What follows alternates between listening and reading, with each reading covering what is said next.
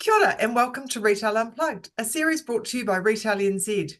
Grab a coffee and take a break and join me, I'm Carolyn Young at Retail NZ, as I chat to Warren Ngan Woo from Westpac about financial wellbeing and debt management. Warren likes to be known as Wazza, so welcome Wazza, how are you doing? I'm doing really well, Carolyn. How are you doing? How's Wellington? Yeah, look, it's just always amazing here in Wellington. It's a beautiful city, great weather, great people, you can't beat it. Oh man, I'm just trying to check. Do you work for Tourism New Zealand here? I'm just checking, just checking. Hey, listen, Wazza, you've got a really big, long title. Tell us about what your role actually involves at Westpac. Yes. Yeah, absolutely. So the role is the financial program manager of financial wellbeing here at Westpac New Zealand. And primarily, my role is to support our business customers, to help their staff, as well as our communities and schools, to talk about money, build financial literacy, build financial capability amongst our youth. So it's really rewarding role, and I love it. It's great because it's free; it doesn't cost anyone to access it. You don't have to be a Westpac customer as well. So that's really something that we're really proud of. Being a big organisation like Westpac, staff of 5,000, customer base of 1 million customers. So it's part of Oh, our social responsibility to get out there to support our customers or anyone who might want to have access to financial literacy. fantastic. Look, that's really amazing. And I'm so looking forward to our chat today. But before we start, I just wanted to have a quick disclaimer that what we're going to talk about today is general information only. We're not talking about specific details that you should necessarily follow for your situation. We really like you to speak to your personal financial advisor for advice that's going to be tailored for your personal situation. So please just remember, it's just general information only, but it will really help you and set you up around your debt management. So we're going to kick it off with the first thing. What is consumer debt, Wazza? Oh, yeah, it takes many forms and different forms, but I think the most popular one that we all know of here in New Zealand is your personal loans. It's your credit cards, it's your overdrafts. That in itself is our sort of consumer debt, or that we think of quite often. But some of the new things that are out there, right, is the buy now pay later programs or schemes that are out there. So that's sort of the new age type of consumer debt, and quite often that seems to be popular. I think I saw someone was telling me that anyone under 30, that is now the form of credit that people use to purchase items, whether it be holidays, retail consumables and goods and services. So that tends to be the more modern way to purchase credit or purchase items using credit, is using those buy now pay laters, where credit cards for myself, that was quite a popular thing back in the day. So quite interesting about consumer debt and how it's transformed or changing over the last couple of 10, 20 years now. Yeah, it just continues to evolve and change all the time. But sometimes you mentioned quite a range of different types of consumer debt that you might have as an individual. So when would debt consolidation be a good idea for a customer? Yeah, I think anyone out there who might be, finding that things are a little bit tough in there, you just feeling like your head's just above water and you're making just the minimum payments, or if you might have missed a couple of payments, you might have too much consumer debt. So that consumer debt might be a personal loan with a bank, might be a vehicle loan with a car finance place, it could be a credit card with a bank, it could be also some of the other functions like I'm just thinking Visa, they have the Q card and those types of other functions that are out there. So if you've got too many of those and you're finding it challenging to meet those payments or make those payments, consolidating all that debt into one payment is a good option. And again, it's not financial advice, but it's an option to consider if you feel like it, because a consolidation loan just allows you to wrap it all up into one loan, and you've got one easy payment, and then just factoring the interest rates around that as well.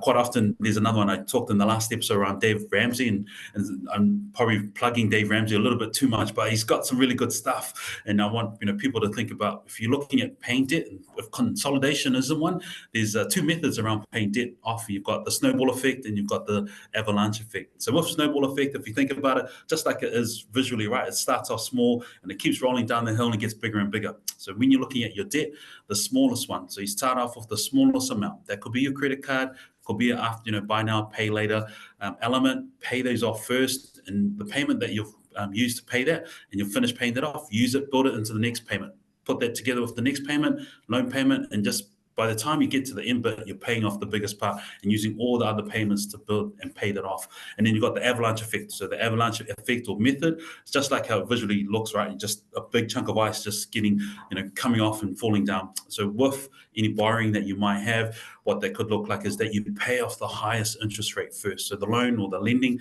that has the highest interest rate, you pay that off first. So that at the moment could be a credit card. And currently at the moment, they sit averagely on a standard credit card at about 22, 23%. So you pay that off first. Once you've paid that off, very key thing, close and remove that debt off your credit card, use that payment you're on that credit card, pay off the next one. That could be a personal loan, and then on forth, and then you pay it off. So hopefully that could be some little tips that people, our listeners, could be listening to that might help around consolidating or just paying off debt or consumer debt, because we want them to be ready, right? We want them to be financially fit when they're coming to the bank or coming to a financial institution to say, hey, I want to borrow some more money or maybe potentially buy a house. Because quite often you're looking at when you're buying a house, if you're carrying too much consumer debt, that raises red flags for a financial institution around your appetite for credit, as we often like to say in that space there, Carolyn. Fantastic. So if somebody's in this position where they feel that things are getting on top of them, where would they be able to get some help to support them through that sort of process with their finances? Absolutely. And you would have seen the narrative or the language that we're using across all the banks is that, talk to us first, right? Get in front of it. Don't put your head in the sand and think, oh, it's going to go away. If you feel like you're struggling, talk to us first, right? And because a lot of our financial institutions, they have a lot of teams that can help you, right? That could be here at Westpac, we've got a team called Extra Care, and other teams, they might call them financial solutions teams. We've moved away from the word hardship team because, that seems to be quite a word that really doesn't describe everything that's happening for someone. So quite often you go to these specialized teams, and their job is to make sure they're helping you get through and managing that debt, or that could be options where they might reduce your interest rate. Again, it's not a given, but potentially depending on your circumstances, they might do that, might potentially extend your term of your loan, which might mean in the short term you're paying a lot less, but in the long term you might pay a bit more interest. So really just stepping you through those plans. And then also, if you want to go independent of the banks or the financial institutions, you can link in and connect with, Money Talk. So it's a free 0800 number that's out there for anyone to call. And that number is 0800 345 123. And the number is 0800 345 123. So it's a free and confidential 0800 number where you speak to specialized budgeting advisors who can really help and support you, especially for those who might be finding themselves into financial stress. And then also, FinCap, which we'll probably touch on very shortly there, Carolyn. So what are financial mentors and what role would they play in terms of managing your debt? Yeah, I think financial mentors play a really big part in supporting you, right? You've got your banks and you've got your financial advisors, and they do some really good stuff. But actually, a financial mentor really gets down into the nitty gritty with you. They can really take the time. And I know a lot of banks provide that service through their branches or online or through their contact centers. Financial mentors really get in there, and they're located in the areas that you are, where you are.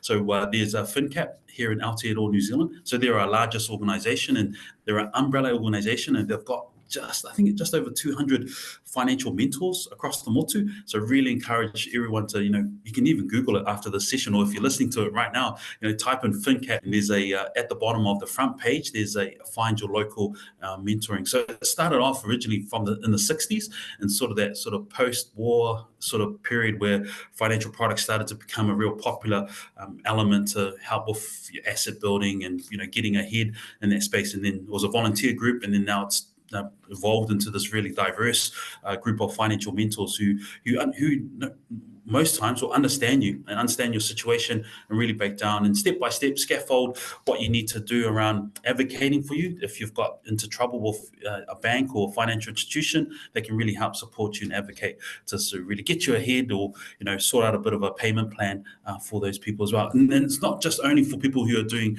who have financial stress, but also those who might be finding who are doing okay with money. You want someone to help support you along the lines. FinCap can do that. So some really cool organizations out there that can support people in their time of need. Fantastic. Look, for more information, please go to westpac.co.nz, search Managing Money Works. There's lots of tools and resources through that site there, and you'll be able to be on your way to managing your debt. Thank you so much for joining us today, Wazza. It's been such a great pleasure to speak to you again and hear how Westpac is supporting the retail sector in New Zealand and consumers across the Motu. This is the second episode in a series of 4 where we're talking around financial wellbeing. So please ensure you tune in for more episodes where we'll discuss managing your mortgage and planning for the future.